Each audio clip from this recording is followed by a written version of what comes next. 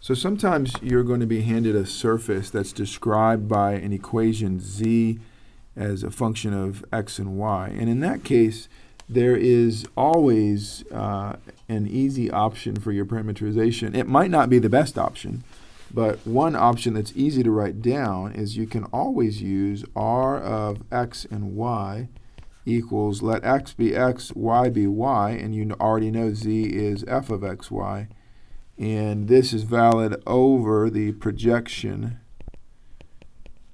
into the x, y plane. So if you're ever asked to parameterize a surface that can be written down, that's defined by an equation z equals f of x, y, then this is a good option to keep in your back pocket. It might not be the best option. Let's scroll up for just a moment. We did an example right here where the surface is an equation of x and y. We'll actually redo this example in just a moment, but here we actually didn't do what I'm talking about. We went ahead and switched to cylindrical coordinates, and depending on what you're doing, that might be easier. But this is always an option, and so let's actually redo that example in this new way. And so the parameterization is really straightforward. I mean, you just write it down.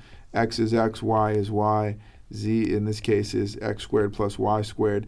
If you wanted, you could let x be u, y be v, and then you'd have u, v, u squared plus v squared if you want to just switch variables, but there's really no reason to.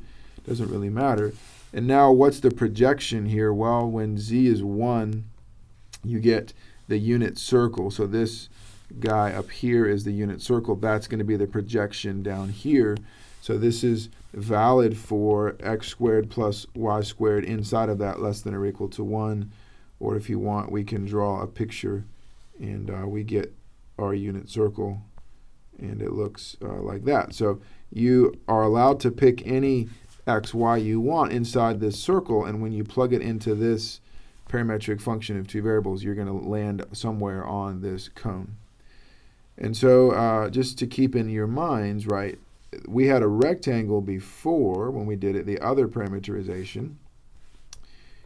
Here we got a circle, and just depending on what you're doing, you may really prefer one over the other, but both are options to you.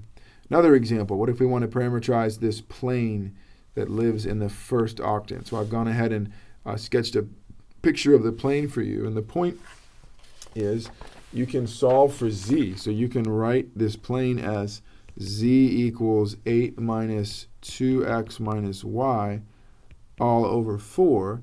And so that immediately tells you what parameterization you can use. R of x and y is x, y is y, and z is 8 minus 2x minus y all over 4. Now we've got to be careful about the projection. The projection of the xy plane is just going to be this guy right here, and it would be nice if we could write that down precisely. So we can do that, and we're going to get something that looks like this. Let's be careful. So we're looking at when z is 0, we're left with 2x plus y equals 8. That's this equation. So when x is 0, I get y is 8, and when y is 0, x is 4. And so that's the line right here. And so this is my region. And if you want to describe it in terms of bounds, you're really saying, okay, y is between 0 and 8 minus 2x. That's the line. And x is between 0 and 4. So make sure that we're comfortable describing that region. All right, so let's break this video here, and in the next video we're going to look at an interesting fact and see how to use it.